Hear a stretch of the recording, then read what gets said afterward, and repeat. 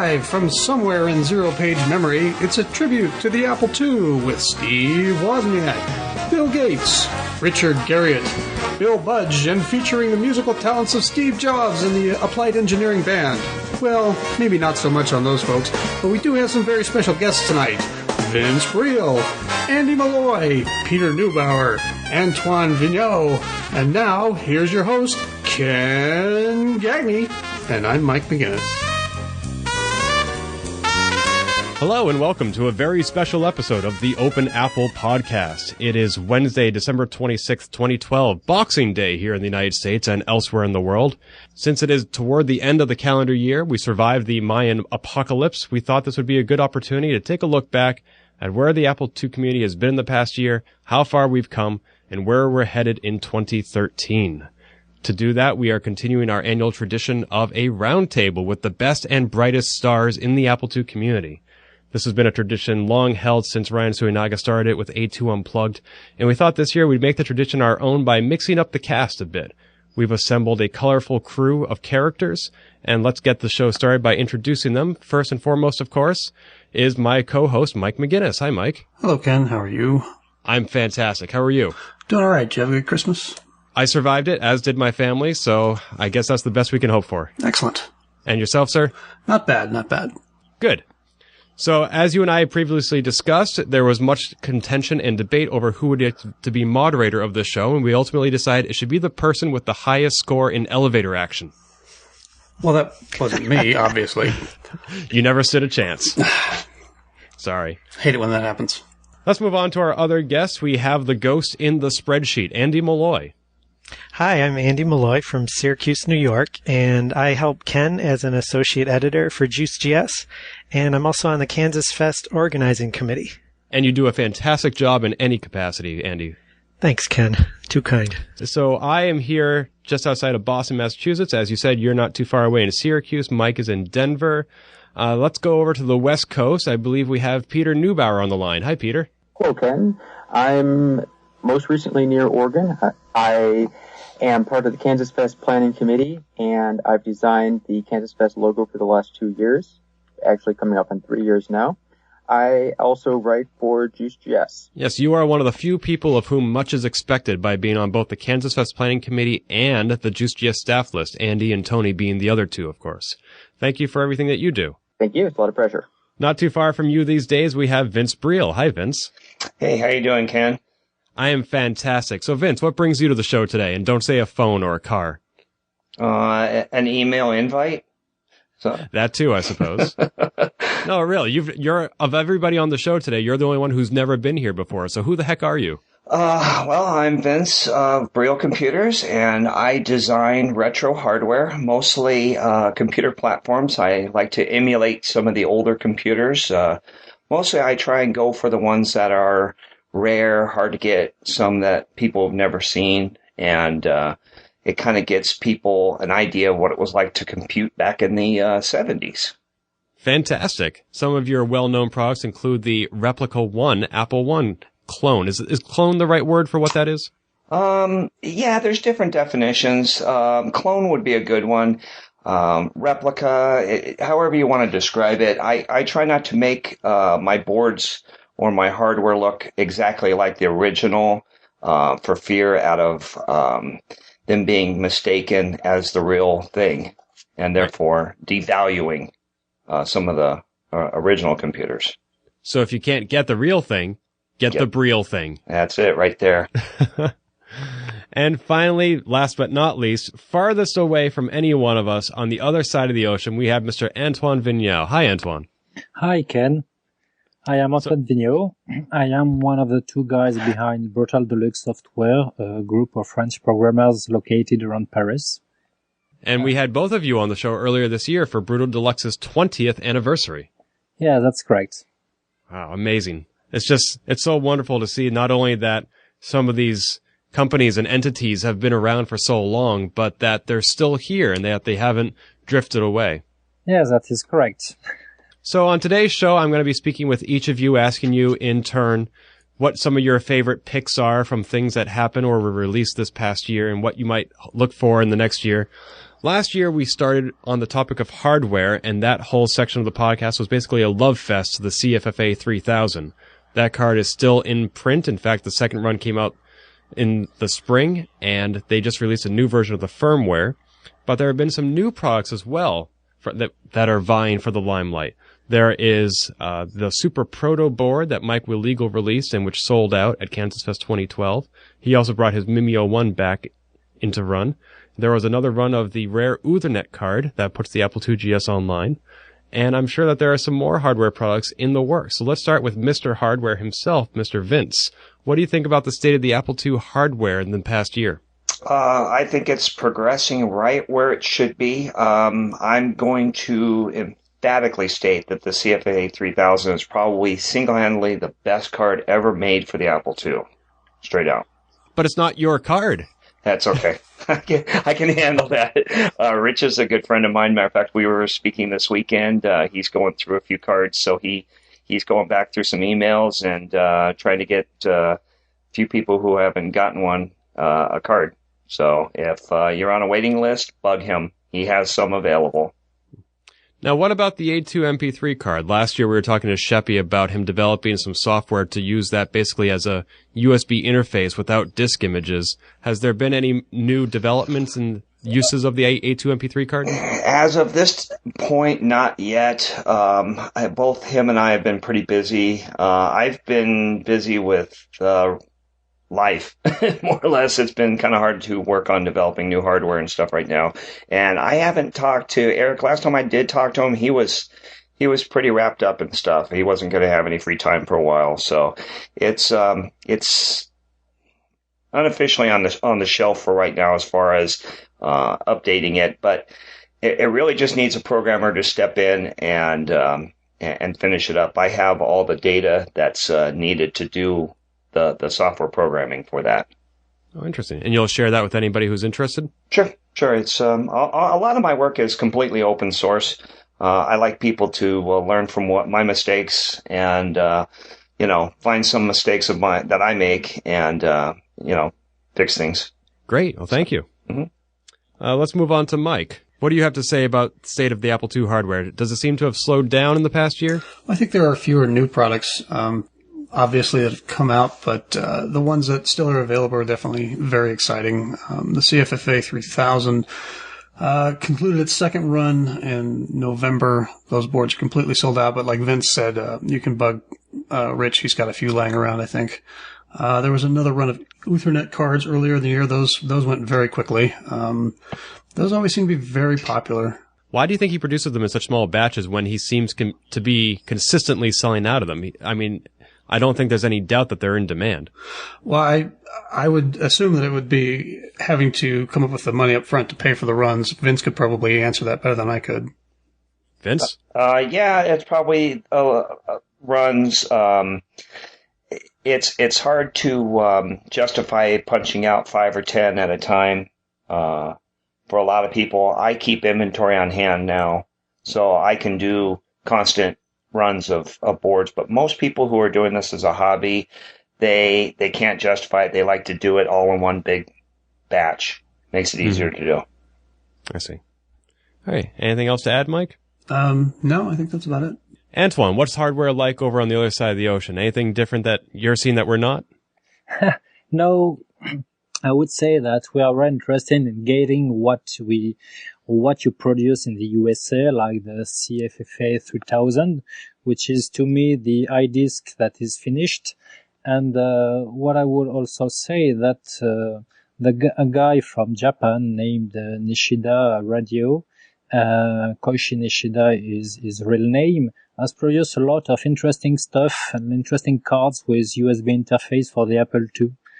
But I think that regarding the A2 MP3 card, what would have been really interesting in the card is to have the sort of identification, a sort of ROM inside the card to make it recognized by GSOS or some sort of Apple II software, which would have been easier to produce software for it. What do you think about that, Vince?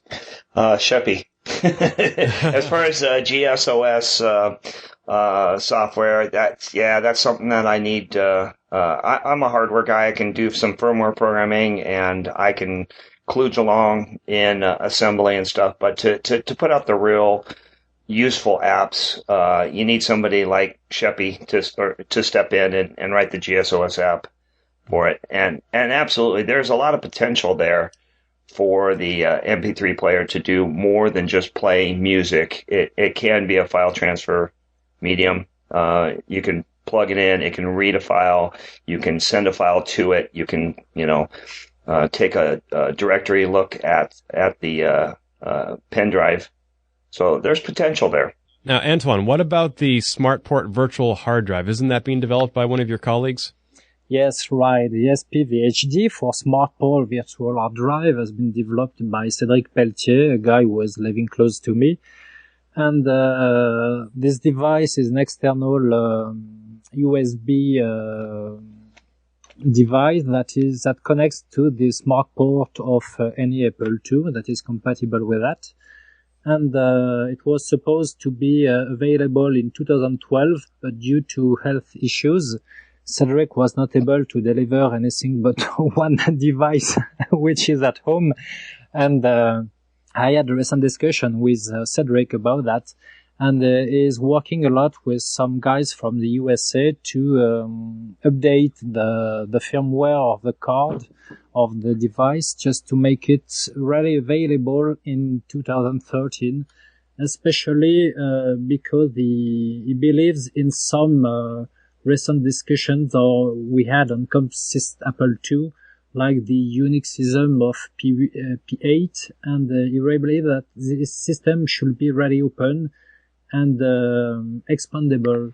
He would like to add some RAM to the system. He would like everything to be really open source, like Vince said, it's really important today.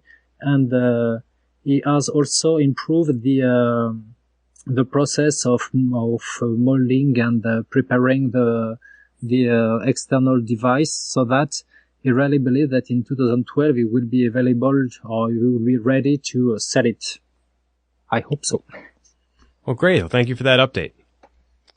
Let's see, Peter, what's your hardware like other than solar powered? I think that the hardware we have right now is fantastic. I too look forward to the SmartPort virtual hard drive. Right now I don't have a mass storage solution for my 2C Plus, and I've been missing that. Otherwise, I think the state of the hardware is pretty impressive, and I think that the software needs to catch up with where the hardware is. So yeah, it does seem to be the case that software lately has been lagging behind the hardware. I don't know why that would be, but here it is, and now we do need to do some catching up. And finally, Andy, tell me about how your hardware has changed in the past year, or how you'd like to see it change.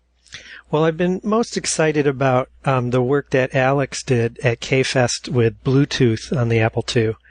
I think he worked with you, Vince, on, was it using the Apple II MP3 card in order to do this? But he did some, I guess, proof of concepts and actually got some things working. I remember using his logo robot to draw with a pen, guiding it around the floor on a piece of paper.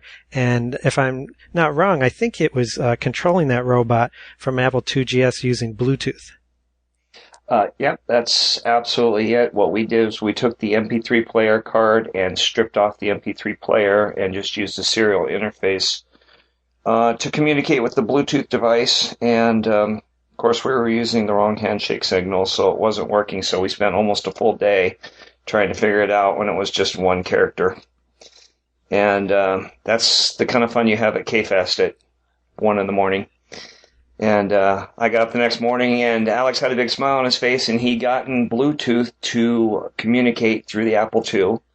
The next stage of what to do with it begs the question of making a whole new serial interface type card to Bluetooth, or adapting a Bluetooth to connect to a serial interface card.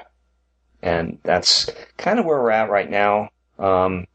I don't know what Alex has been up to. I haven't talked to him too much since we got home, but I'm sure he's probably been as busy as I have. Now that's Alex Lucchesi of Australia, correct? That is correct. Yeah, I'd love to, if we could get, K-Fest is the time when there's no other distractions and life is on hold outside of K-Fest. So it would be great if Alex could come back this year and Vince and, it's all the collaboration that happens at 1 a.m. in the morning that's exciting. So I don't know, maybe we'll see some more this year. By the way, where is everybody getting their spare parts nowadays? Reactive Micro and Ultimate Apple II went on hiatus from the Apple II community a year or two ago, and they are still on hiatus. They haven't come back. And I used to patronize both of those shops, and I was eagerly awaiting the VGA cards that they were developing, but they now have a notice up saying, "We have no news. Please don't ask us about anything about that card." Does anyone know about either a good source for parts or any VGA cards that are in development? I don't, but I was looking at they used to sell the Mockingbird clone, one of the sound cards for the Apple II, and there is an alternate source for that. A guy named Tom Arnold's been producing those. So I don't have one of those. I was thinking of going to Tom this year where, I might have tried Reactive Micro in the past. Does Tom have a name for his online business? I don't think so. I mean, I think you had to email him to inquire about the card. I don't know if he has a website. Okay, regardless of whatever that contact method is, we'll have a link in the show notes. Anybody else have any recommendations of online vendors? Besides yourself, Vince? No, actually, I'll tell you what, Reactive did fill a void of some of those little odds and ends, and with them being on a hiatus right now, it does leave a void. So, are you talking about just replacement parts, or are you talking about new products, Ken? I think I'm speaking primarily about replacement parts like batteries and the like, whatever. I've actually found that eBay, of all places, is a pretty good place because you can, obviously the working machines in great order are going to go for crazy prices, but you can get some good deals on stuff that's otherwise broken or dirty, missing keys or a cover where the board still works and you can strip parts out and move them into your working machines. Oh, great. Sounds like that's a little bit more hands-on than what Reactive Micro used to sell, though. Yeah, it does take more effort. You don't just get a nice new chip out of the bag that you can plop in, but if you're willing to work for it, it's out there. And it's probably a more educational experience to do it yourself, too. Sure. Popping the hood. Great. Also, many of those parts it can be had from places like DigiKey, Mouser, or Jameco online. For example, if you need a battery, that part's still manufactured. You can buy it from any of the electronic suppliers. Ah, that's good to know. Thank you. While we're on the subject of hardware, there's been one piece of hardware that has been tearing up the sales charts in the last year or two, and that is the Apple I. There are only about 50 of these known to exist in the wild from the original batch of 200, I think, and they are showing up at Christie's, at Sotheby's, on eBay, and other online auction houses. Generally, they sell for nearly as much as $250,000 or more. Every now and then, though, they fall flat and don't sell at all. So I would like to start off by talking with Vince, who makes the Replica 1, and ask him, why are these all showing up now, and why are they going for so much?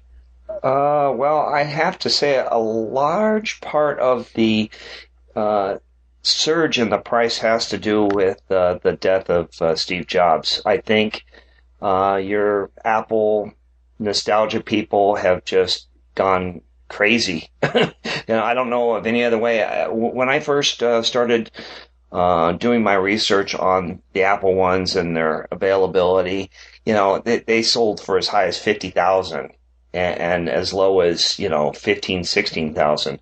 And to see them hit these numbers right now is just it's crazy. The bubble's got to burst. It has to. Somebody's going to pay way too much for something. How much is too much? Well, I think it'll go back down to the 50, 100,000 range. I don't think it'll ever go way back down to the 25,000 range. But 250 is just way too high, I think. Even though these are being bought not necessarily by individual collectors, but sometimes by museum curators? Yeah, I mean, I don't know. I just don't see this. I just don't see this value holding. I think once the nostalgia of the death of Jobs has faded, you'll start to see even the prices of Apple IIs have skyrocketed, and I think all that will settle in again. And if you don't mind saying so, do you think that the increased interest in the Apple I has had any positive impact on sales of the replica one? Every time there's a story written about an Apple I going on auction or something, all of a sudden I'll get this huge site increase, and sometimes it generates traffic that people, I never saw this guy's computer before, and it does increase my sales. Whenever something like this happens, all of a sudden it's like, okay, here comes the Apple I again. And it's kind of funny because we're coming up on the 10th anniversary this year of the Replica 1. And so I'm going to try and put out something, a limited edition this year just for that. And it's been, every time I think everybody that wants one's gotten one, it hits again. Well, great. I look forward to the day when you saturate the market. Yeah, it may never happen because just like with vintage computers, you get these kids who want to know about these computers back from the 80s, and so you get this whole new market of people that come in. Antoine, I imagine that since there were so few Apple I's, not many of them made their way to France. Do you see any of this activity impacting the retro computing enthusiasts in your part of the world? No, not at all, but I really agree with what Vince has just said. And I really believe that the death of Steve Jobs was a part of responsibility for that. But I think that the prices are very crazy, especially that if one Apple I is sold for $500,000, you just have then to add the fee of the auction house. So that I really believe that some people are very wealthy to purchase such a thing, but I think it's not an individual purchase, but maybe a museum or some sort of other things. And what afraids me a little bit, that it's really rare, difficult to have or to make some good purchases now on eBay or other sites, because people are aware of the price of the vintage Apple products, so that it's really rare, really difficult to find something for a small price. So that I really believe that our activity will become an activity of rich people. All right, Peter, what do you think about all the Apple I activity? Are you saving up your pennies to buy one? I'm still working on saving up my pennies, but if I do save up that many pennies, I think there are more useful, more valuable things to me personally to do with that. I think that the Apple I, I'll call it a craze, is great news, but to most retro computing enthusiasts, it's really not relevant. We can never afford it. There are a lot of other fantastic retro projects, both Apple II related and not Apple II related, that can be had for far less. I think for my, $500,000, I can have a lot more fun other ways. Now, you said that this is almost irrelevant to us, but do you think that interest in the Apple I has a halo effect on other retro computing platforms? Yeah, that's a good perspective. I think that the Apple I sales do increase interest in retro computing, do bring a lot of other people back to the hobby, remind a lot of people of maybe their past work with the Apple II, and I think it's a good thing. I think publicity for retro computing is a good thing. I think, though, that once people are into retro computing, the Apple I craze doesn't matter a whole lot. If you're interested in the Apple I, you're probably going for something like a Replica 1 or Microlegal's, maybe a 1 recreation. Most of us simply can't afford an Apple I. Unfortunately, I guess we don't get into retro computing for the money. I think the only way that the Apple I sales records are interesting is what you mentioned. It increases publicity, gets people interested in the hobby, and 2, if you have an Apple I to sell. And what about you, Mike? When are you going to cash in on that Apple I you've been sitting on? You mean the 3 I've been sitting on? No. That's where they went. That's right. Yes, I've got all of them. No, I think Peter hit the nail on the head there. It's interesting from a news standpoint and sort of an Apple history standpoint, but I don't actually know a lot of currently active Apple II enthusiasts who are just dying to get one of these. We had Jeff Weiss on the show a couple of months ago, and he kind of had the same attitude. Well, yeah, it's interesting, but this is not something that I want to play with or that I care about. I have one of Mike Willigo's brain boards, and it was interesting to poke around with for a little bit, but these machines are so limited in what they could do that from a practical retro computing standpoint, you're not going to get a lot of use out of these. Finally, Andy, your thoughts on the Apple I? Well, I remember back in 2000, I was at the Vintage Computer Festival 4.0 out in California, and Ray Burrell, who started one of the first computer stores, he brought his Apple I with him to auction off at the event, and it went for $25,000 to a person in Japan who called in or emailed. So I think it's come a long way since then. I mean, that's only, 10 years or so ago, and it's already gone from $25K up to $350K, $100K. So it certainly has grown a lot, and I totally agree with the Steve Jobs effect. I think it's important that people can remember if they can't afford the hardware, but if you want a look-alike, like Peter said, the Mimeo 1 is great. If you want fully functional hardware, you go to Vince Briel. If you want an emulator for the Apple I, there's that Palm 1 Apple emulator. So I think it's we've got all the bases covered for those who can't afford the real thing. Thank you. Okay, and on the subject of hardware, for many of us nowadays, we're not using the Apple II on the metal, so to speak. We're emulating it. The platforms on which that emulation is occurring has been moving more and more to mobile and web.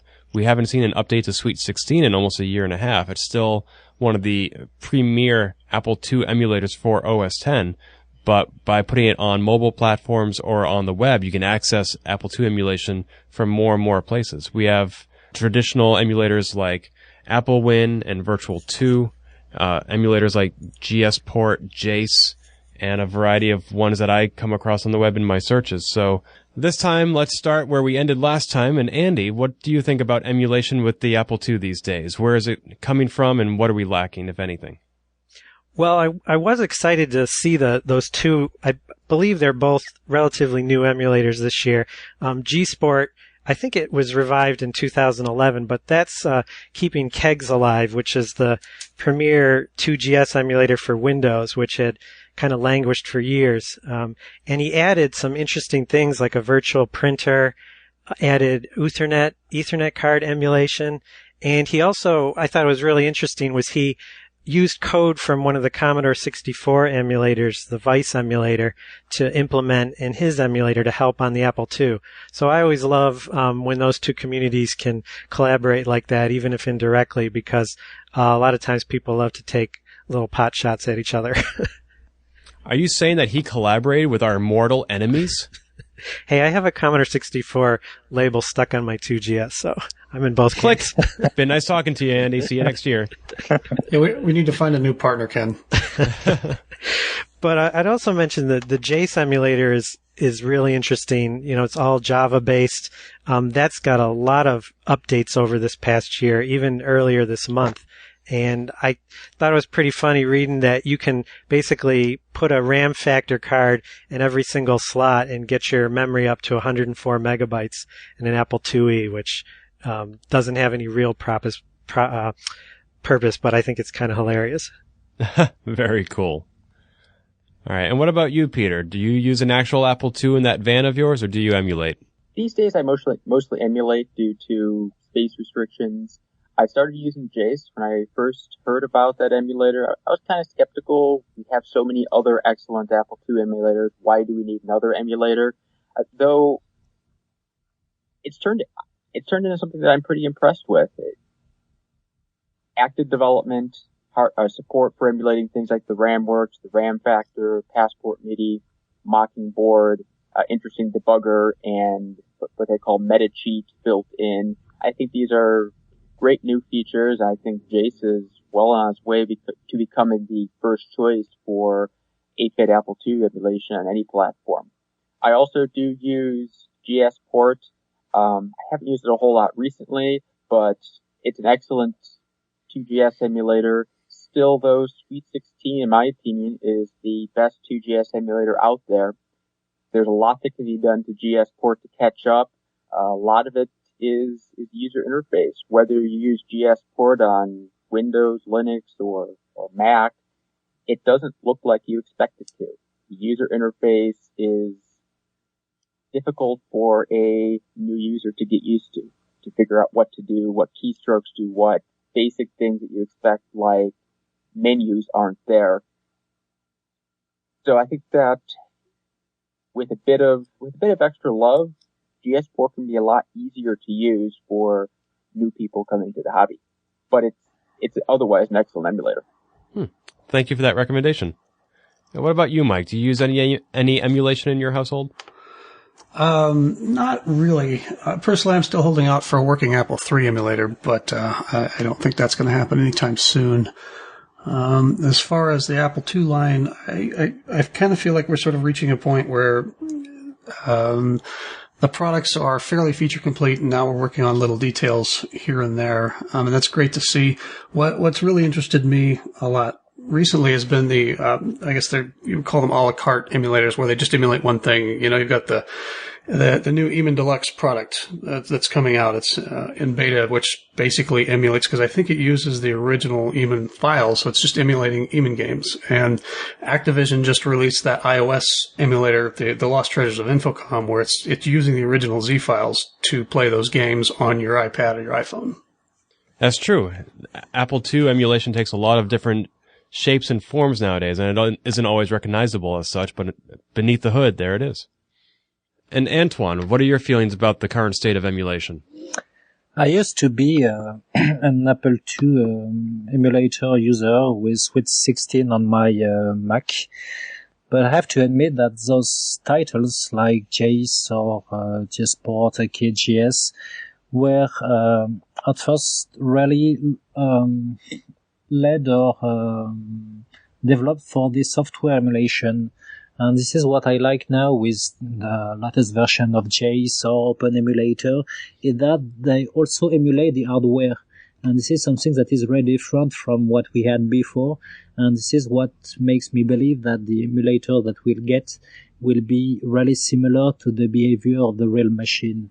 But until that we have this final version that emulates everything well, I have switched to the real machine, and I really like to turn on to switch on my Apple II.GS, and the feeling of the keyboard of my Apple II.GS is far better than the one of my macOS, of my MacBook Pro. That's true. There are some things that simply can't be emulated. Yes, that is correct. And finally, Vince, you're a hardware guy, so you must not be using any emulation, right? I never use emulation. No, I'm kidding. Actually, I do use emulation sometimes, but it's mostly out of ease of use. I'm sitting at my computer, I'm writing code, and it's easier for me to type code in on a PC and then take my pen drive and just pop it in my 2 and run my CFFA 3000 and have it up and running. So with the emulation and the disk emulation now of the CFFA 3000, it makes transferring programs from your PC over a breeze. So I do like to use the actual hardware more, only because I deal with the hardware, and if I'm working with the card, I can't do that with an emulator. But like Antoine said, you just can't get the feel of the machine. I like the feel of the old machine better than I do the modern keyboards and stuff like that. But I can type easier on those. Mm-hmm. Well, thank you. Well, emulation is for the hardware, and whether you're on the metal or on the virtual, none of it's for anything if not for the software. And we've had a bevy of that in the past year. UN WANUP has released Bytebagger, the NDA, just recently, as well as updates to Snap and Safe. We have the Drift demo disc released by Antoine, Melissa Barron, and Daniel Kruzna. Kim Howe has reclassified his Apple II.GS software. As Mike mentioned, Eman Deluxe 5.0 is coming out. Briel Deluxe is as busy as ever, releasing applications for the Apple II and other OSs. And I would like to hear from Mr. Antoine, first and foremost. Do you feel that software development is slowing down or speeding up these days? And what are some of your favorite releases of the past year? As I said during the previous podcast, I really believe that we are lacking some good developers in the Apple II platform because we are all lacking time. And we have good engineers like Vince who are releasing great hardware stuff. But I don't know how we could motivate people if we don't bring good tools. And the reason why we are developing a sort of an IDE or software development for modern machines, we won't be able to motivate people to join in and develop software for the Apple II 8-bit or the 16-bit version of the Apple IIs, because you can't easily program on a machine which is limited to a screen of 80 characters by 24 lines. It's very difficult when you see what you have with your Macintosh or your PC. So this is the reason why Olivier is working with his C skills, a suite of development like window capture or the assembler that he's currently developing is, let's say, at about 50% of his development on it, because it would be really easy to press a button and have everything assembled in, let's say, 1 second, and send to a disk image and tested to a version of KJS that would tell you instantly if your code is working properly. Just imagine that on your real computer, especially, even though if you have a Juiced.GS or Transwarp accelerator card, you won't be able to have such a speed. And this is what we are lacking. Let's see. Moving on to Peter. Tell me about the state of the Apple II software as you see it out there. I think Antoine is spot on. I think that one of the barriers to writing Apple II software, 8 or 16-bit, is the lack of good modern tools to do that. Right now, there's a pretty large learning curve, and then you wind up with the relatively difficult, limited programming environments on a real Apple II or an emulated Apple II. A number of people have started solving pieces of that problem. There's the KDS project from Deluxe that helps manipulating disk images. I'm aware of other projects that also allow writing and creating disk images. That's part of the solution. Several years ago, Kelvin Sherlock partly developed some cross-assembler and cross-linker tools that would allow you to use a modern machine to write 2GS software. Last I checked, development on that had died down, and at least for some of the software that I tried, it wasn't far enough along to actually assemble and link the software there.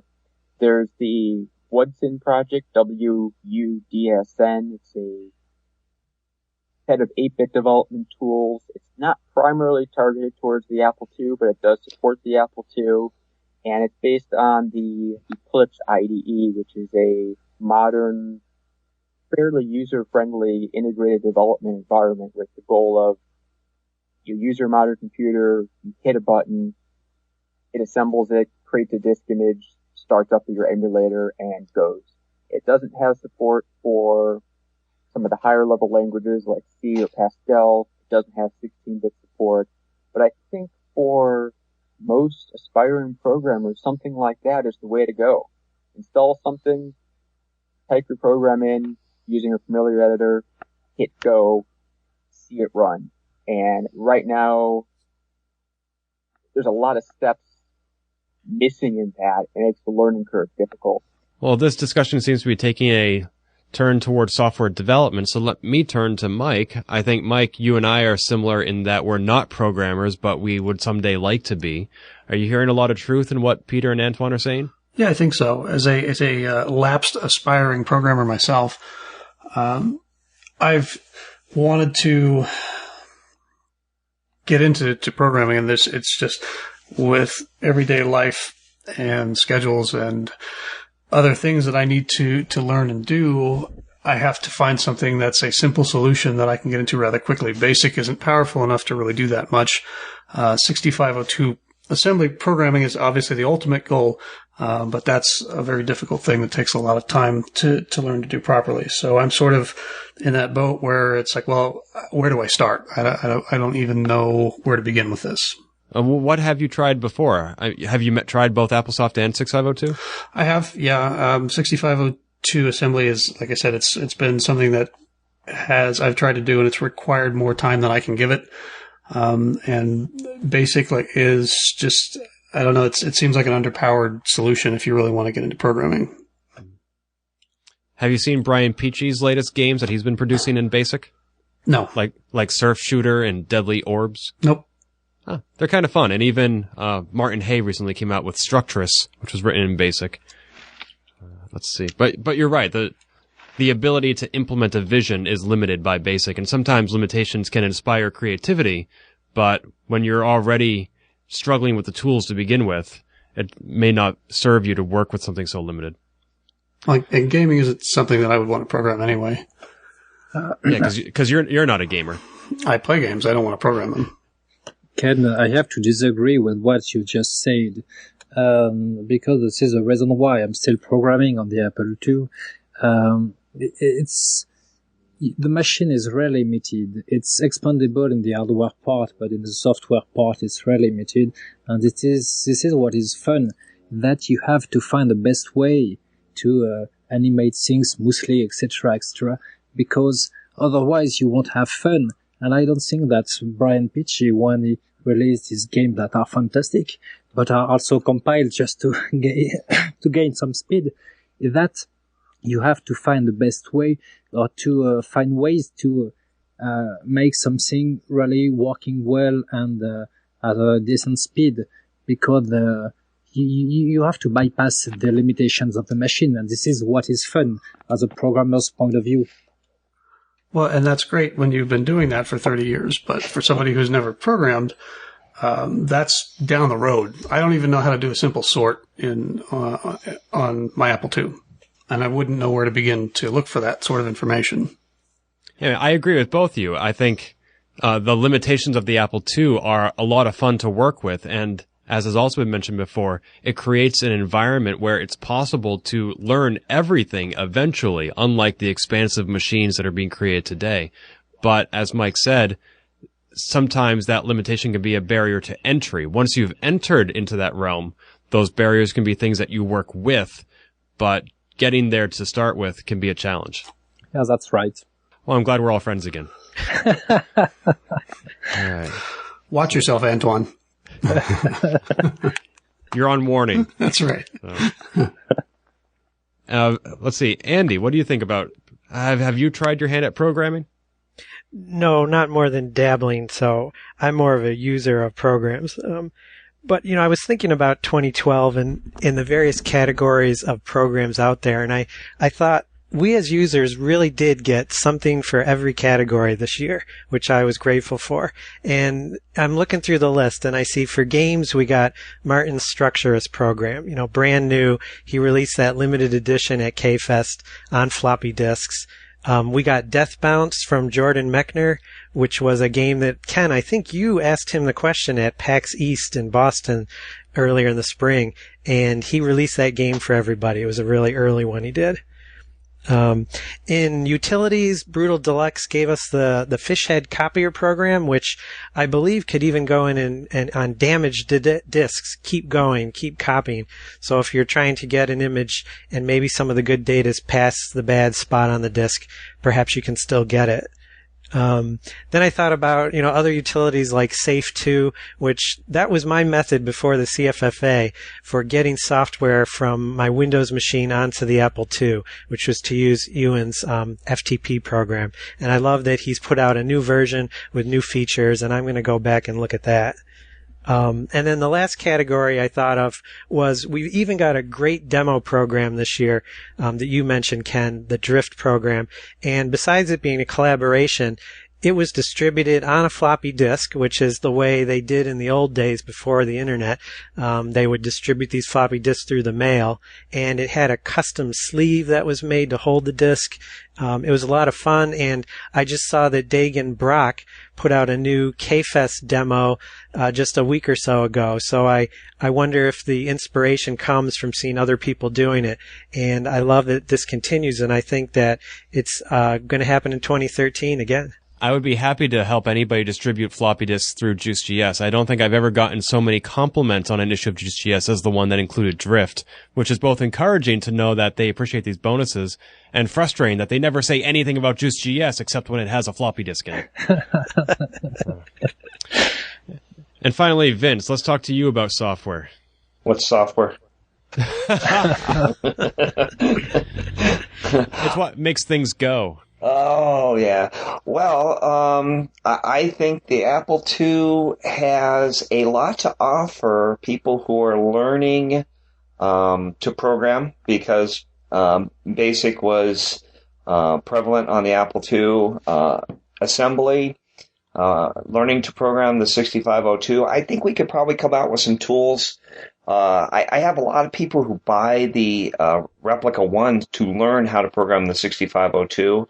I think a lot of people take one look at a typical book on programming assembly language and go, oh, what is this? And they throw it away and they walk away. And I did the same thing when I was a teenager. After learning BASIC, I wanted to move up into assembly language. I took one look at it and just freaked out. So I think there's room for educational tools and software for students. It actually has my head kind of going a little bit of what we could do to kind of overcome that barrier. Because once you get started and write a simple assembly language program, you're off and running, and you want to know how to make it do more. And it's not as bad as most people think. So.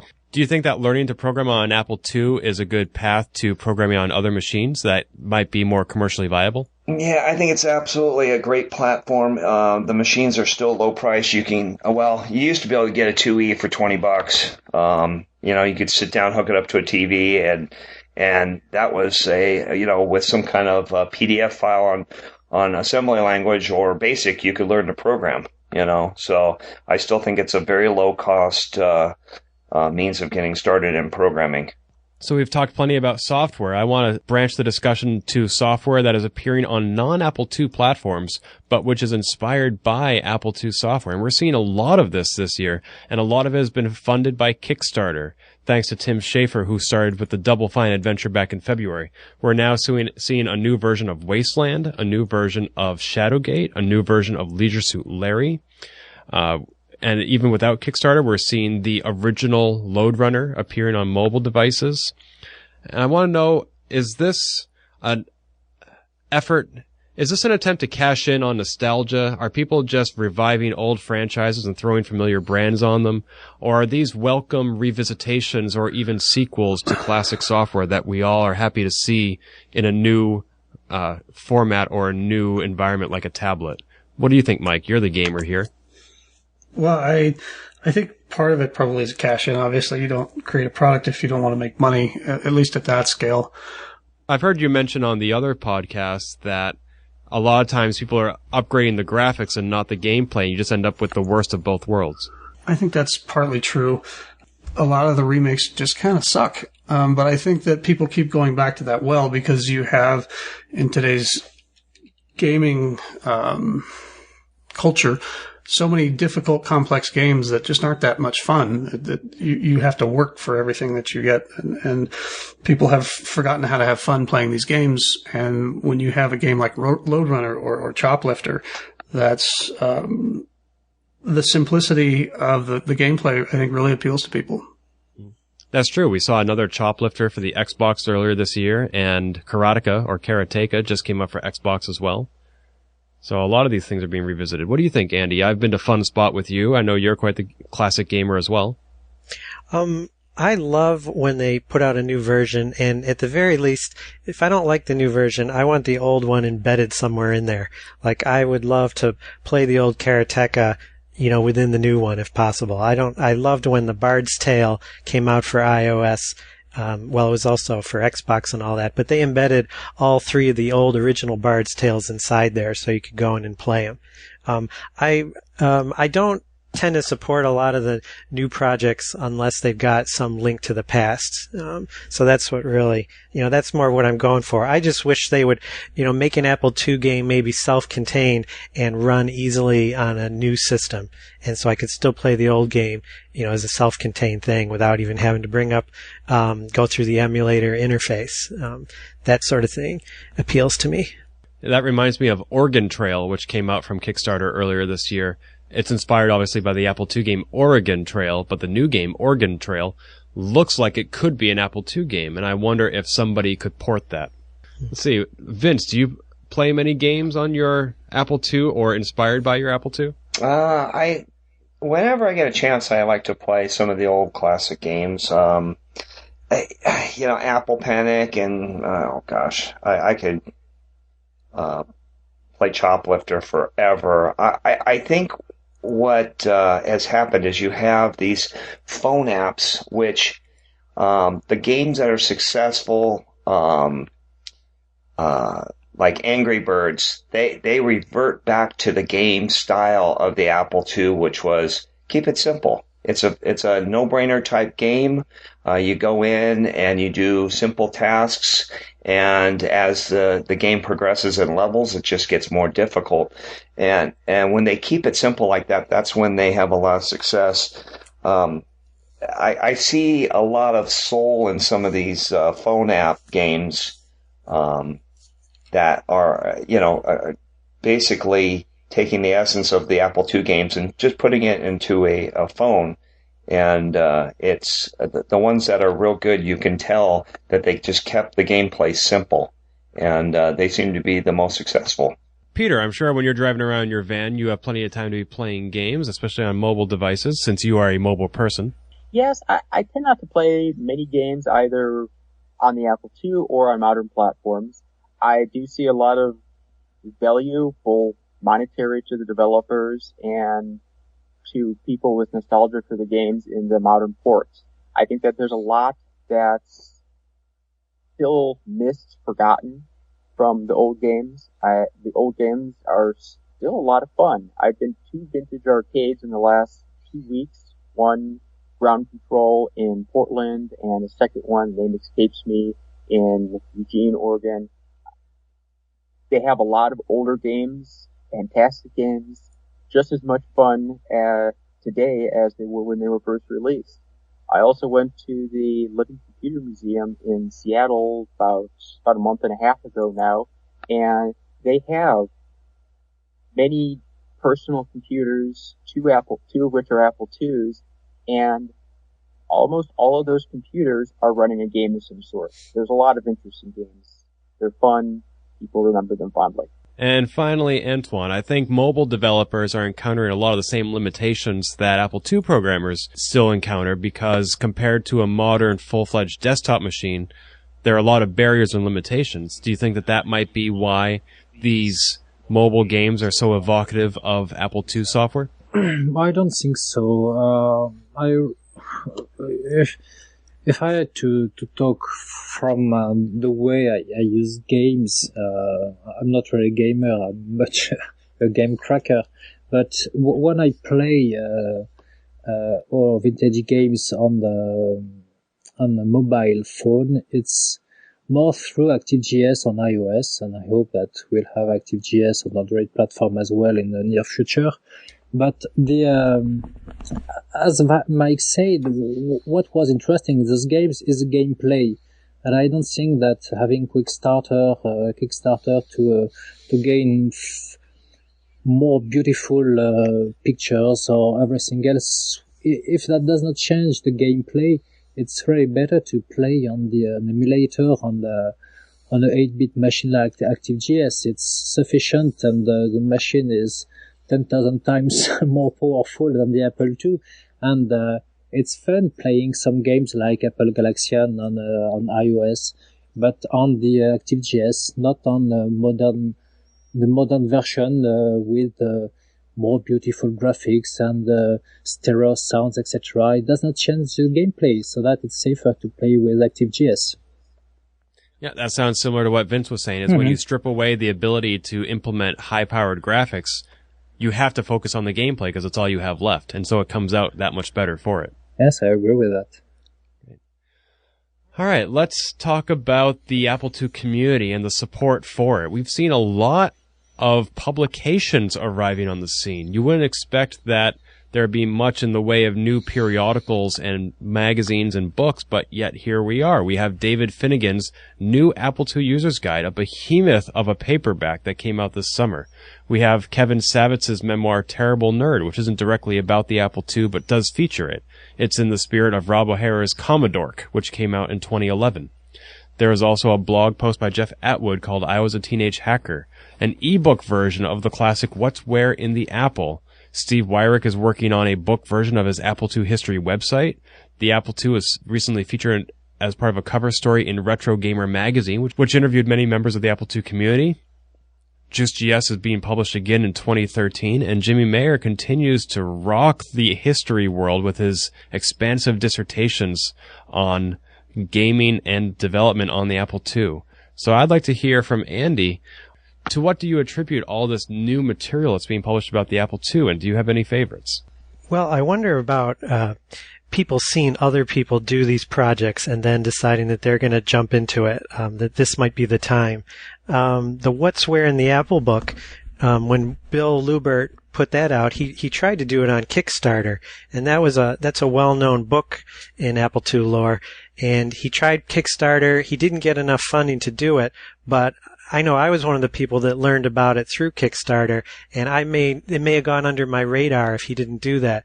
So he at one point put out a call for volunteers for helping to proofread all the memory map tables, which are just huge tables of numbers throughout the book, and that was how I got involved. So I think that sometimes there's a lot of cross-pollination going on. I think the most impressive product that I saw come out this year was the new Apple II User's Guide. If you're just getting into this subject, or if you have been out of it for years, for $25 you can get an 800-page book that really touches on all sections of the Apple II world, hardware and software, basic programming. So that would be my number one book for the year. Cool, thank you. And I think he recently reduced the price on that, as well as went into a second edition printing. Oh, very nice. Antoine, do you have any favorite books that have made it to your shores? Yeah, the new Apple II User's Guide by David Finnegan is my favorite as well, because last book about the Apple II was probably published 20 years ago or 15 years ago, and David did a big surprise to us by publishing that book, and especially that it covers all the different versions of the Apple II. And this is really tremendous. I really like that. So thanks to him, we've been able to have in one book all the information and, let's say, the useful and accurate information of the Apple II, and that is really, really brilliant. Do you happen to know, Antoine, if there's been any discussion about translating the book into other languages? Oh, no, I've never heard about that. The only reason I ask is because I think I remembered when he announced the book about a year ago, okay. the press release was in English and French. Yeah, that is correct, because David speaks French fluently. But he hasn't written the book in French. Not yet, anyway. No. Well, that'd be nice. Maybe someday. What about you, Vince? What are you reading these days? Well, I'm revisiting The Hobbit because of the movie. But as far they made as a book out of that? yeah, a little before my time too. But as far as Apple II side, I haven't had a chance to do much reading lately. But yeah, the Apple II User's Guide is definitely on my list of books I'd like to get, just because to have that reference material right there in one book makes it so much easier, because every once in a while you forget something, and you go thumbing around through all your notes or your ebooks on stuff, and it takes you a while to find something, where if you have this all in one book like this, that's really a useful tool for the Apple II user. It seemed to be in demand for sure. When I brought it to KansasFest, I had maybe 24 copies, and I went home with none of them. Yeah, I didn't get one of those, unfortunately. But you did get one eventually. Not yet. It's on my list. Ah, So I guess Santa didn't put you on his nice list this year? No, I got some kind of black lump of coal. I don't know why. I'm sure you'll find a use for it. And what about you, Peter? Do you tuck along some periodicals with you on your journeys? I do, yes. Right now I have a copy of the new Apple II User's Guide, and I also put a vote in for that book. I use it primarily as a reference guide. One of these days I'll probably read it cover to cover, but it's a big book. I am looking forward to the electronic format of that book simply because it'll take up less variable space that I can then fill with other books. I recently read Terrible Nerd, enjoyed that book, and I did get a copy of the new ebook version of What's Where in the Apple. It's a fantastic reference, a huge amount of information, very nicely done. I haven't spent much time with it though. And of course I read Juiced.GS. One thing a lot of those publications you mentioned have in common are that they were all either self-published or published online. I think that the barrier for entry into the world of publishing has certainly been lowered by the increased accessibility to technology and publication tools. Not only did Kevin release his book in paperback and Nook and Kindle, but also even Juiced.GS, thanks to Mike, recently republished its first 24 issues as PDFs for the first time ever. And those two are available in hard copy. And what about you, Mike? What are you reading? Well, I wanted to make a minor correction to something that Andy said. It was Robert Tripp that published What's Where in the Apple, not Bill Lubert. Just Bill Lubert wrote the book originally. Bob Tripp is the guy that owned, it was Micro Inc. at the time, and now I think it's Flexible Systems. He was the publisher of the book, and he's the one that got it republished as an ebook recently, just so that we don't step on anyone's toes. Wonderful, thank you. Sure. The new Apple II User's Guide, of course, like everyone else, has been great. I'm not really the target audience, I think, for that book. I've looked through it a few times. It's a neat publication. I'm most looking forward to Dr. Steve's History of the Apple II book that he just announced the publisher for on Monday, and I guess it's supposed to come out in April of 2013. Oh, wow. I somehow missed that announcement. That's fantastic. He posted it on his blog on Monday. I see. Yep. Do you think that you'll find much interest in the book, even though it's mostly been available online for 20 years?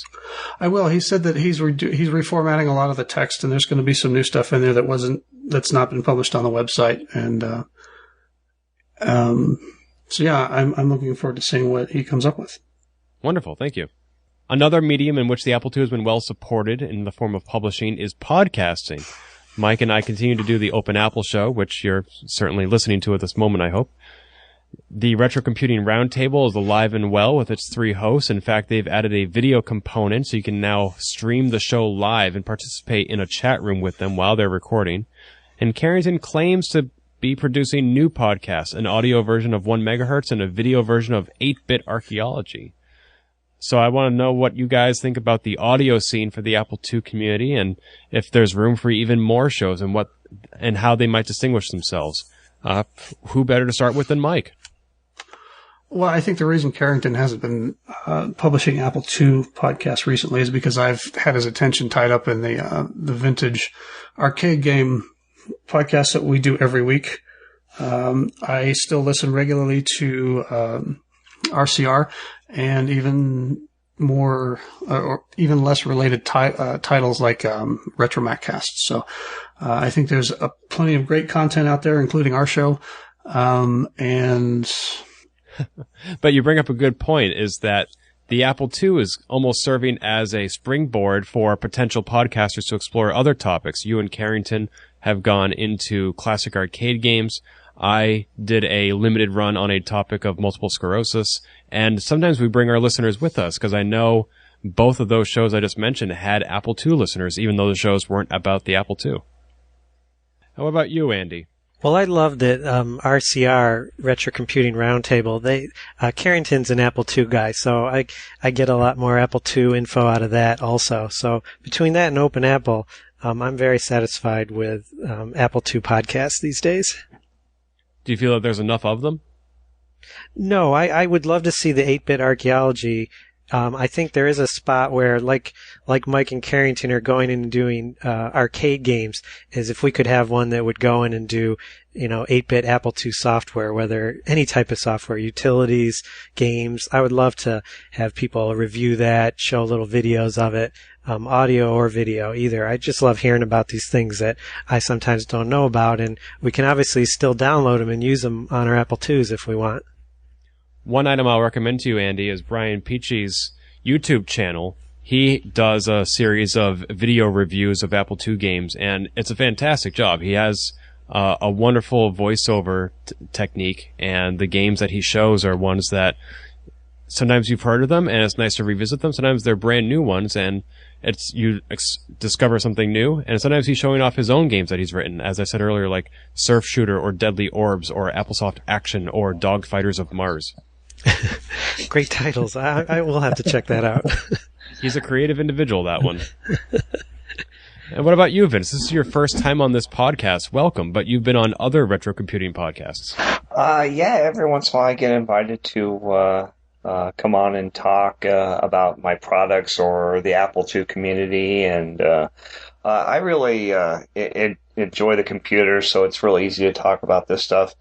I think podcasts in general are really great because, you can just sit back, you could be working, plug in a set of headphones and just listen to what's going on, and every once in a while somebody will say something that just perks you up.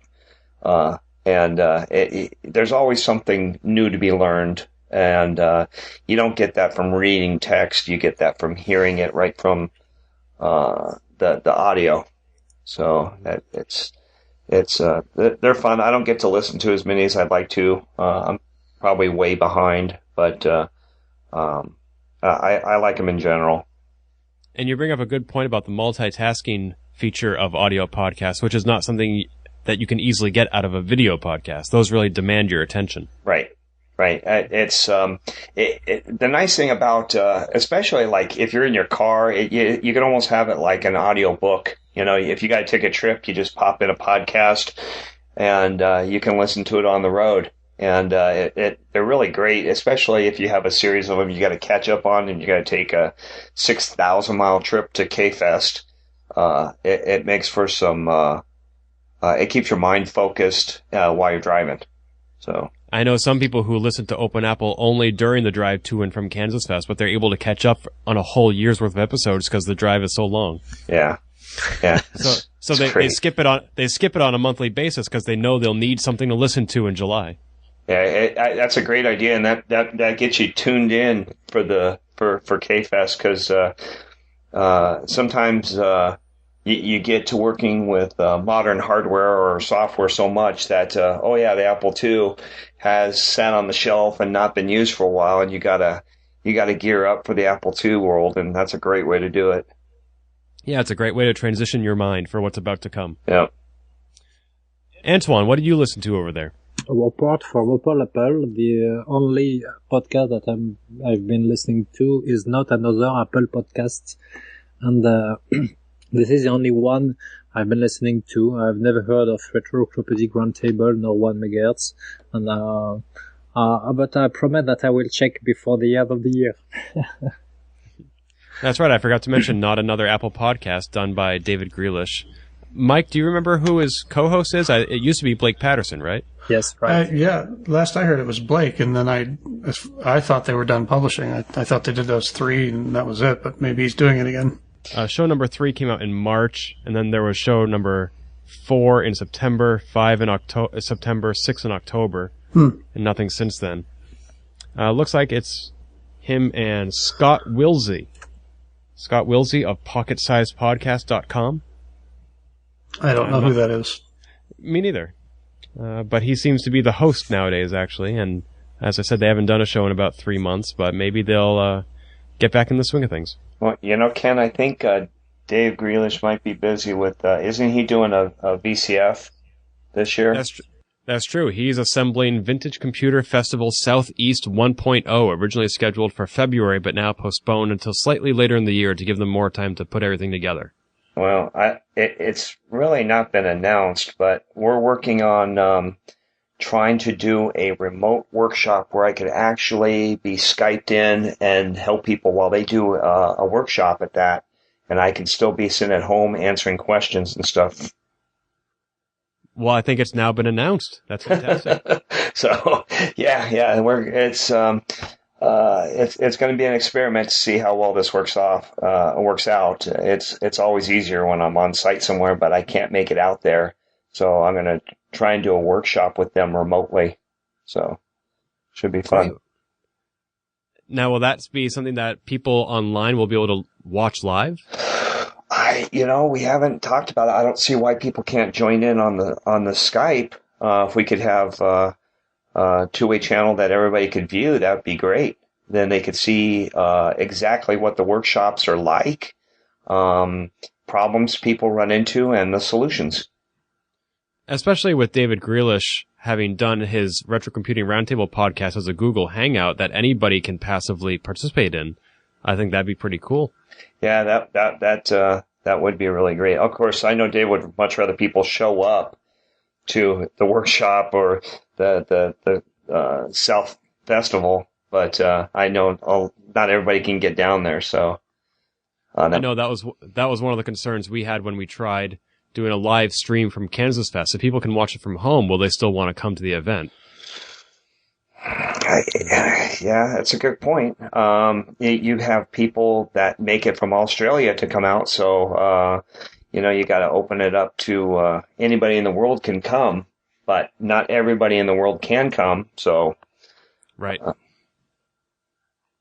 Scheduling, geography, there are so many different obstacles to overcome. Yeah, exactly.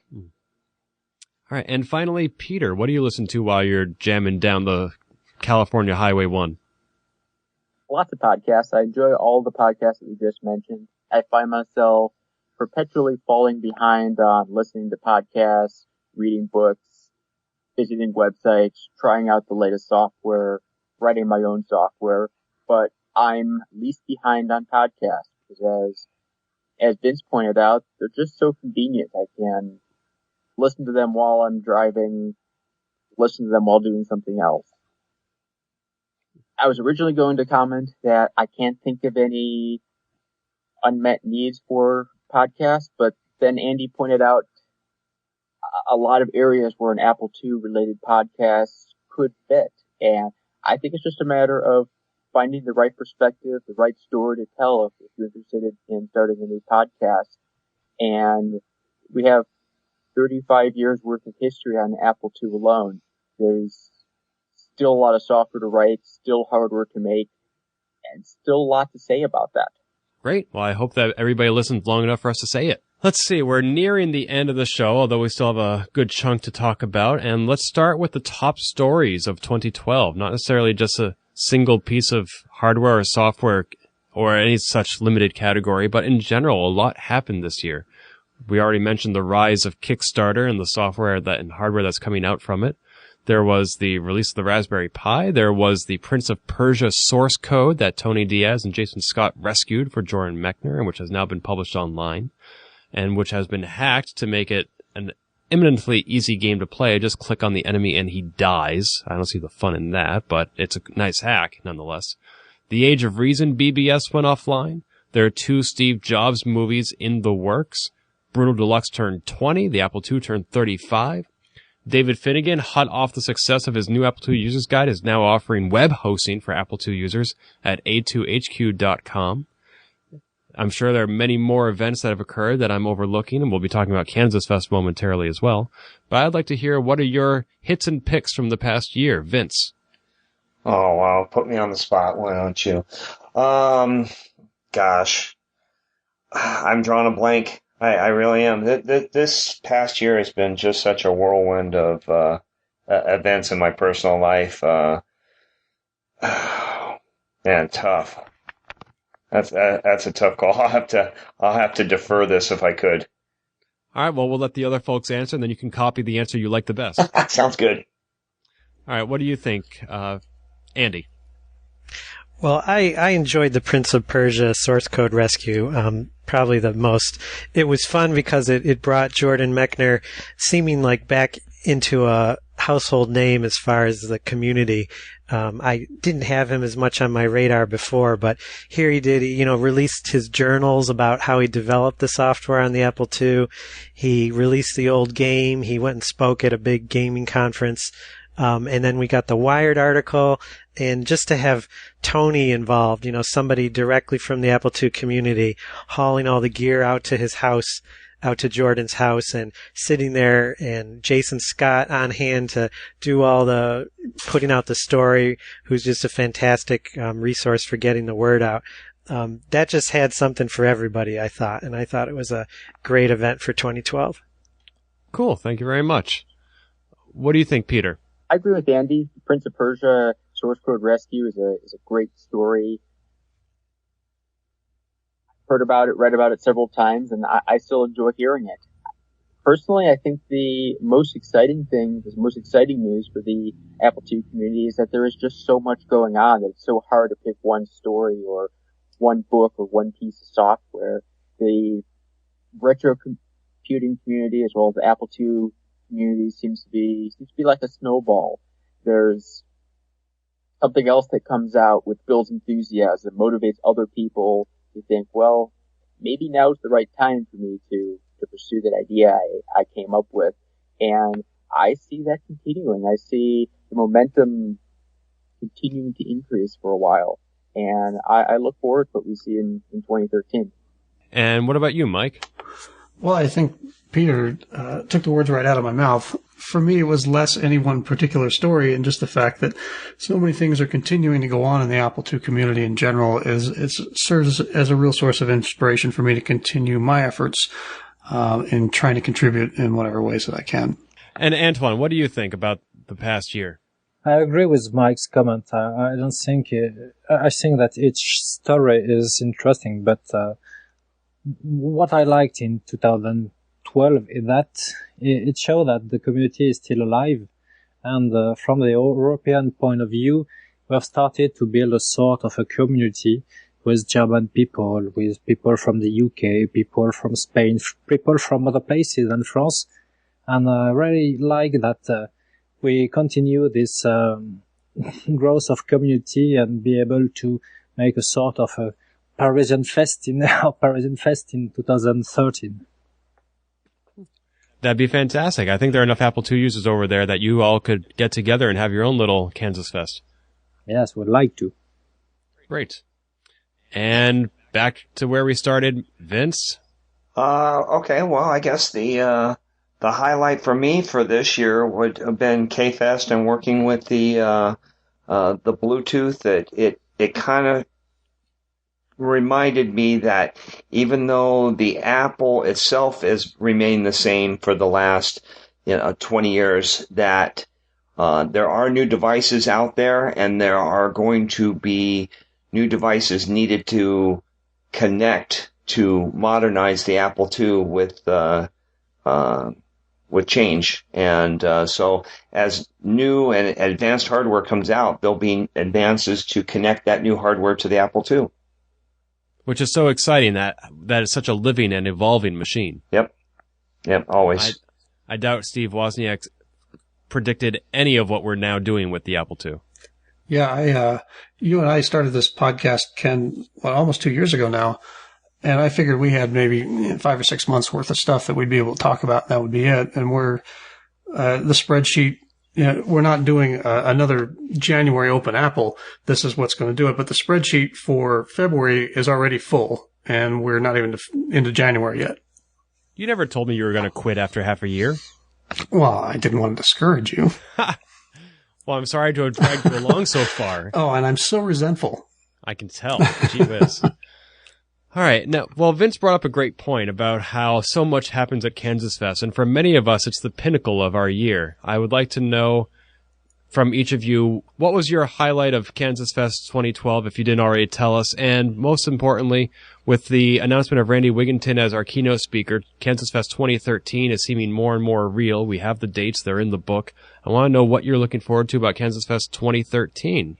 Vince, you can skip the first part since you already segued us into there. So are you going to be at K-Fest 2013? I am making every effort to be there again this year. we are trying to fit that into our summer vacation package where I drop the wife off in Cleveland and come on down to Kansas. It's such a great time, and the people there are just outstanding. And it's 24 hours of the Apple II and anything else. I mean, it doesn't have to be Apple II related to talk about it. Other subjects come up, but it's such a great time. You can't even put KFest into words. There's just it's a whole. It's evolving into an experience. Every year it's so different.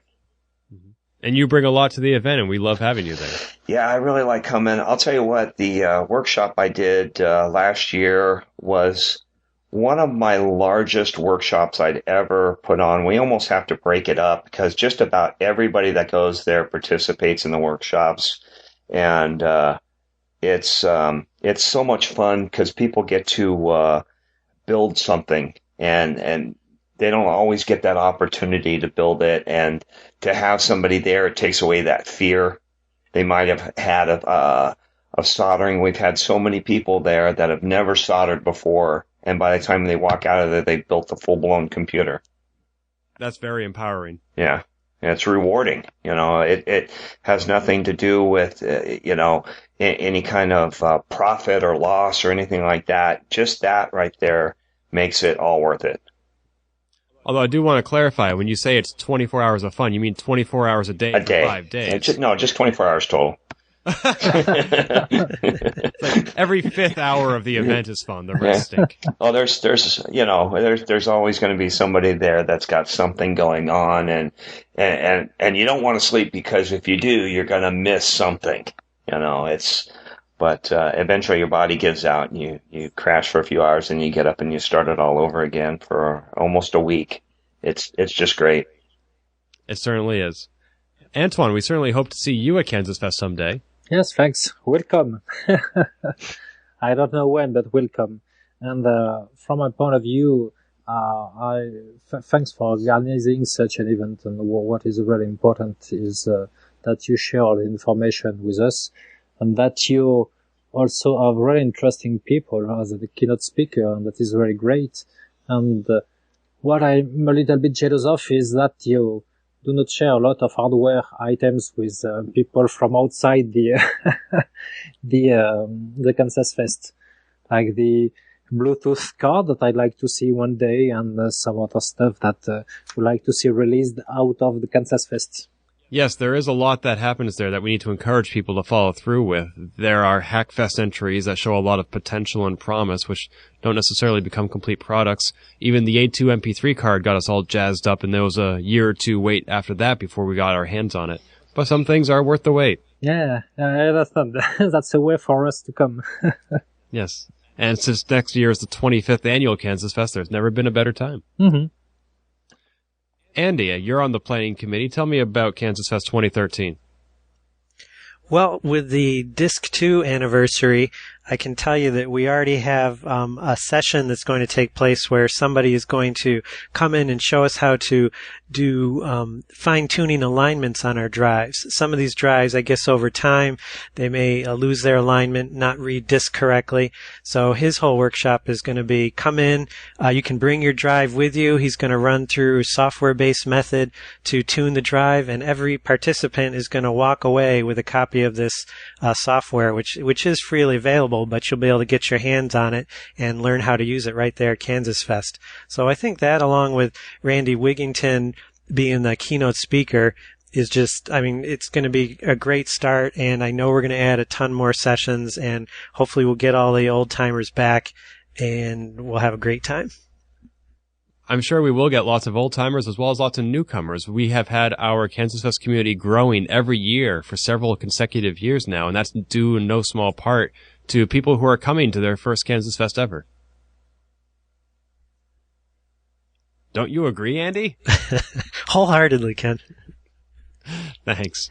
What about you, Mike? Are you going to make the drive out from Denver again? KansasFest 2012 was kind of a weird one for me because the not to bring anything down, but the Aurora theater shooting happened during KansasFest, and that was less than 3 miles from my house, and I found out about it on Friday morning. And so the rest of KansasFest for me was kind of a blur. But there were some really high points too. We got to have two keynote speakers in effect. We had John Romero, which that was neat to see, but Randy Brandt also put on a great session talking about the history of AppleWorks. That was really amazing, and just spending some time with him. He's one of my Apple II programming heroes. It was a really neat time, and so I'm looking forward to going to 2013 and seeing what that's going to be like. Great. We'll be glad to have you there. Me too. Would you be willing to have a navigator on board again? Absolutely. Wonderful. As long as it's not you. Great. I nominate Andy. He can be my proxy. Everybody likes Andy. I'm kidding. You're welcome on the hood of my car anytime. Thanks. Hey, wait a minute. And Peter, you're driving all around the country. Will you find yourself in Kansas City next July? Absolutely. I'm unsure if I'll drive or fly, but one way or another, I'll be there. I always look forward to the community connection at KansasFest, meeting new people. I always wonder, what is your story? Why are you here? What do you have to share? Everybody at KansasFest knows something about the Apple II very well, and I always enjoy talking to them, learning from them. Of course, I also look forward to meeting Randy Wigington. He was there at the earliest days of Apple Computers. He worked closely with Wozniak and Jobs. He was there at the West Coast Computer Fair when Apple introduced the Disk2 drive. He worked on DOS, the RWQS routines, AppleSoft. And I'm sure he has fantastic stories about that. As I think Andy mentioned, everything at KansasFest is there because the attendees volunteer it, because the attendees put on the sessions. So I encourage everybody who attends KansasFest to put together a session, or whatever it is you're interested in. I look forward to learning about it, because in most cases, the person putting on the session is the world's foremost expert on that topic. Did you have any favorite sessions this past summer? I don't remember one particular session. There are so many sessions with fantastic content, different aspects of the Apple II. I can't really pin it down to one. That's a lot of what I like about KansasFest, is there's so many perspectives. If you're listening to one podcast or one blog, there's limited perspectives, limited ideas that can come from that. But at KansasFest, there's so many sessions, so many different ideas, and in between the sessions, there's wandering the hallways, seeing what people are working on, Apple II related or not. And it's just a great gathering of the community. I also observed that there's a lot of the Apple II community that never comes to KansasFest, won't or can't come to KansasFest. And I look forward to hearing from those people in other ways, such as podcasts, websites, video podcasts, whatever it may be. But the community that KansasFest is the hub for is much larger than a lot of people realize. Oh, yes, it certainly is. Well, we are down to the last three topics we'll be discussing, and these are relatively short, but nonetheless important ones. I want to go over some participant picks, and I'd like to hear from each of you if you could plug any Apple II product, peripheral, accessory, publication, etc., whether it came out in the past year, especially if it came out in the past year, but just in general. What would you recommend to the listeners of this podcast? Let's hear from Antoine. Wow. Yeah, let's limit this to 2012. That'll make it a bit easier. What's your favorite thing from the past year? The question is that something vintage or something that was sold or built in 2012? Not necessarily a news event, but something that somebody can go out there and get their hands on and either play with or listen to or try or do or attend. Oh, yes, I have one. The Robo 500, Robo 1000, and the Robo 2000, one of the earliest joystick in 3D or mouse in 3D that was built for the Apple II and the beginning of the 80s. And item belongs to Paul Lafonta, one of the biggest collector and user of Apple II products in France. And that using that is really terrific because it's the ancestor of AutoCAD. And if you know the solution from Dassault System, which is CATIA, which is a way to build drawings in 3 dimensions, etc. And you just have to imagine that was already existing for the Apple II in 81 and 82. And that nothing was invented after, everything was invented at the Apple II, at the beginning of the Apple II. Well, that's quite a piece of history there. Oh, yes. Let's see, what about you, Mike? What's your pick for 2012? Mine would be an Apple III. Any particular Apple III? Either the revised Apple III or the III Plus. Now, it's been interesting. A few Apple II members have actually gone out of their way to pick up the Apple IIIs and have been playing with them. So I've been able to interact with some, I guess you want to call them new users to that sort of subculture within the Apple II community. That's been a lot of fun. I've enjoyed that.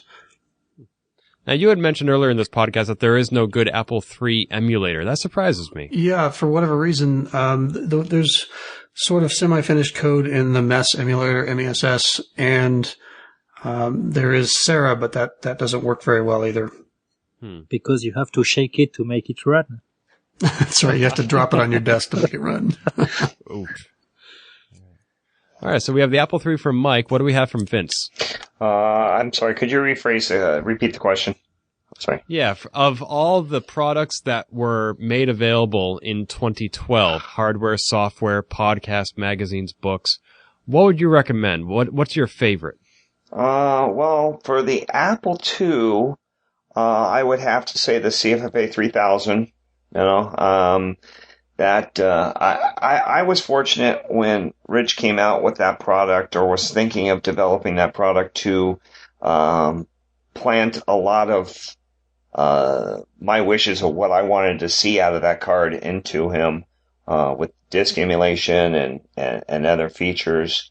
And that card has just changed just the way my Apple II sits on my desk right now. I don't have disk drives hooked up to it.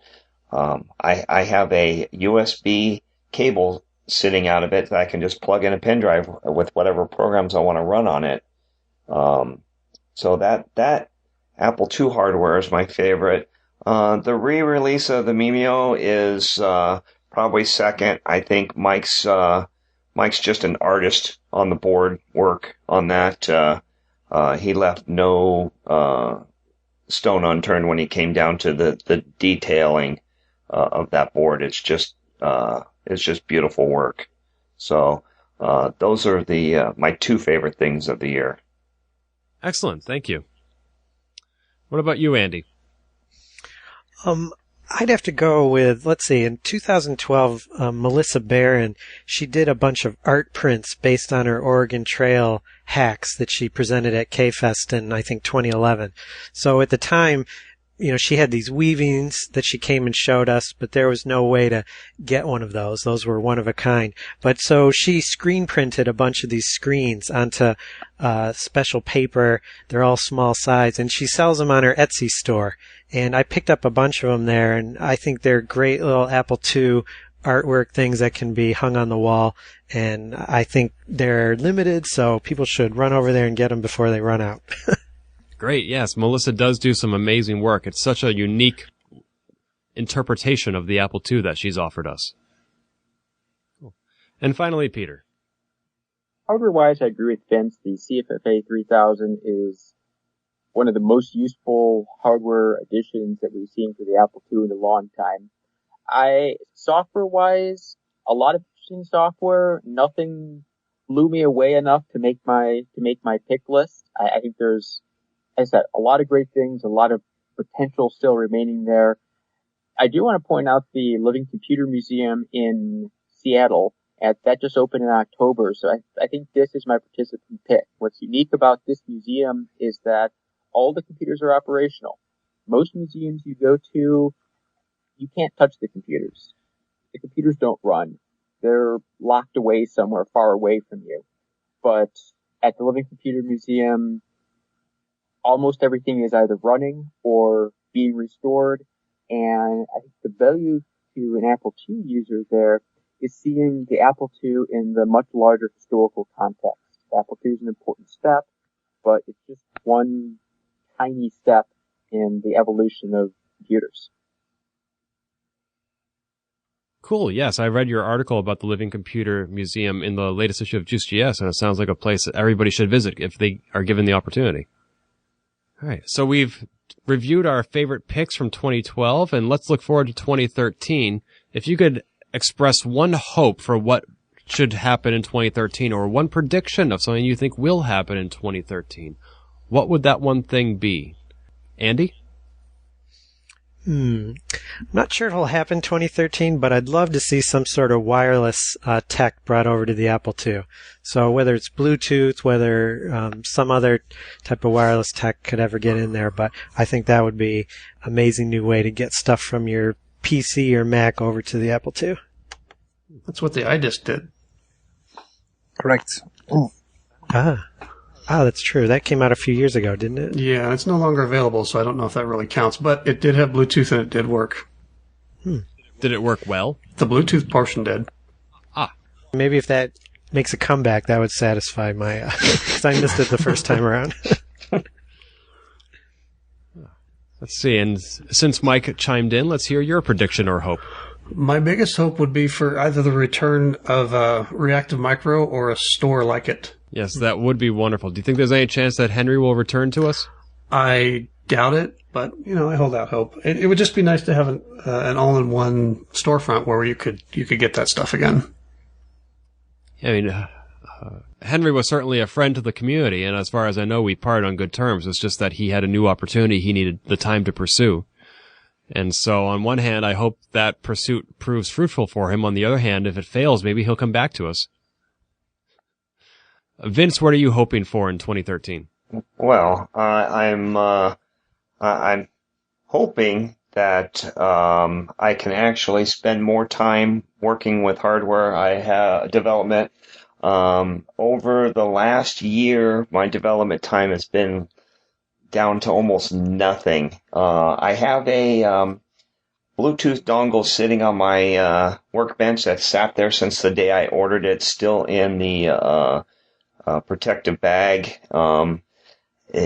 I'd like to get started on that. That's something I'd like to see happen. Bluetooth is really a simple technology to integrate into the Apple II. It just requires a little bit of time, and we can get that completely functional, where you can, instead of having a serial cable, you can be Bluetooth. And that will, from what I got from KFest, was a lot of demand for that, because it frees up the space to have to run your Apple with a cable somewhere, and you can then have your Apple II anywhere in a room. So I'd like to see that happen for me personally.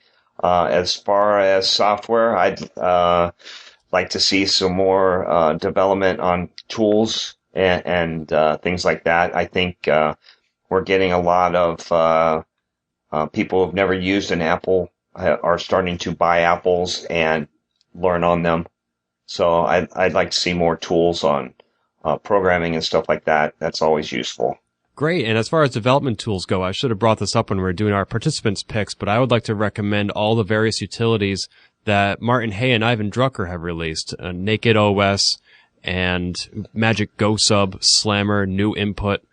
The two of them have individually released an impressive number of tools, and I don't know if they're being utilized. I don't know if they're really being exploited to the extent that they could be.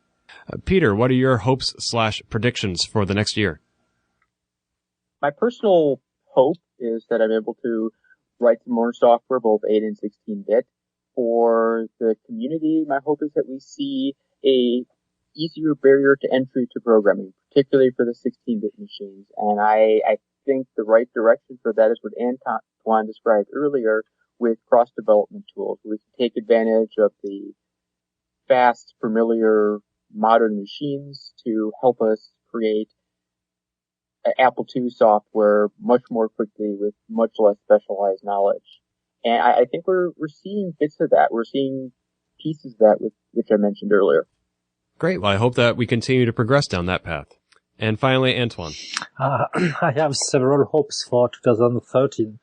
First of all is to be able to meet other people from Europe. The second one is to see the unreleased games visible, like SimCity.js, be able to distribute them. I like also that Sandycom and Reactive Micro came back to life, or merge, or let's have a unique way or portal to order stuff, either hardware or software or manuals related. I also like that we see what I call the MPW for Windows. This is the idea that Olivier is currently developing, be more visible in 2013. And as far as the hardware part is concerned, I'd like to see three things. The first one is I'd like to order 2 Bluetooth cards from Vince. The second one is I'd like to see a FM radio card for the Apple II, despite the fact that I know that nobody would like to have one. But I really like to be able to listen to some music from my Apple II. And the last one, I know that it is a current project from some guy, but I can't recall his name, is being able to connect this to drive to a USB interface on a modern machine. I like what David Schmitz does with ADT Pro, which is a fantastic software, but I like to be able to connect my disk to drive directly to my Macintosh and be able to save all bytes and in the EDD form or nibble form or disk image form directly from my PC or my Macintosh without any Apple II software. Wow, that would be quite a feat. I would like to see that in 2013 as well. If I'm allowed to have a hope or prediction, I would have that be twofold. One is Charles Mangan, who you may recall from having put a Mac Mini in a Disk 2 case. I've known him to be working on something for the Apple II that involves USB, and I hope that he'll have something to show us. He's talked about coming to KansasFest, and that's my other hope, is that we'll continue to have more newcomers, as well as some people that we only know as online entities. Charles Mangan, Kevin Savage, they both expressed interest in coming to KansasFest, and I would love to meet for the first time these old friends. And that pretty much wraps up our end-of-year roundtable, but before we sign off, I'd like to give everybody the opportunity to fire a parting shot. If you have anything else to say or add, any message to the community, it doesn't have to be a plug or a promotion, though it certainly can be. Just anything that you want to share with our listeners before we sign off. Andy? I'd just like to wish everybody well in the community and hope that one of the resolutions would be to get involved somehow, whether it's participating, even doing comments back towards the podcast, or coming to K-Fest, or participating in the Usenet groups. I think we can all just raise our voice a little bit, and it'll just buoy the whole community, I think, when we're supported by each other. That's very true. Thank you. Peter? Yes, thank you to everybody in the community for making everything possible. And I look forward to collaborating with more people, more groups. The retro computing community is much larger than just the Apple II. That's a great perspective. Thank you. Antoine? Yes, I'd like to thank you, Ken and Mike, for the Open Apple podcast and for what you do to the community. And I also like to thank other people who are participating, like Michael Mahon and other people. But I also like you to speak or to learn French a little bit because it's difficult at the end of the day to speak English. I don't know that you're going to have much luck there. I'm not much in the way of foreign tongues. Mike, are you any good at that? I used to be able to speak some conversational French, but it's been 20 years since I've practiced, so probably be a bit rusty. We'll put down the assembly book and pick up French. Indeed, I will. Well, what about you, Vince? Well, I would just like to see more people getting involved in the online forums and discussions, and raise more questions about what they'd like to see done or created, or just input on those type of things. As far as hardware creation goes, sometimes I make things because I want it. Every once in a while, I've designed hardware because of the overwhelming community asked for it. So your voice does matter in those things. So more people online voicing their opinion really helps. Is there any particular place you recommend they do that? Because the community can be somewhat fractured with all these outlets. Yeah, there's a lot of places you can go. The thing is, like even my site has a forum, or there's the vintage computer forums, or I don't go on any of the news groups anymore. But just go onto those places and talk, get out and be involved, give your opinions on things. And believe it or not, that there's people out there that can make a difference that will hear. So just get involved, and it helps the community. Great, thank you. And finally, my esteemed co-host, Mike. I'd just like to say retro compute. Oh, wait, sorry, that's the wrong podcast. Apple II forever, everybody. Well, thank you, and I think that's a wonderful note on which to end the show. I want to thank all our participants, Andy Molloy, Antoine Vignau, Peter Neubauer, Vince Briel, and of course Mike McGinnis, for participating in this annual tradition of the Open Apple Podcast. It's a wonderful feeling to be a member of a community that has so many friendly and supportive faces that we can get together with, whether it's in the online media like Vince suggested at KansasFest, as Andy and Peter put together, or on a podcast like Mike and I do, or just interpersonally, whether it's on Facebook, Google+, Xbox Live, or whatever. I want to thank each of you for being a part of that community and for making it a community. And remember, in 2013, Apple II forever. This has been the Open Apple Podcast. Find more episodes, read our blog, or send feedback by visiting us on the web at www.open-apple.net.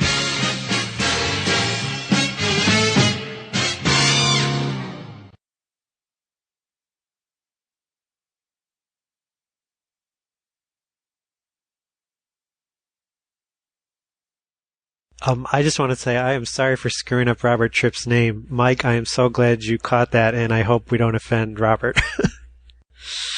Very bad, very bad.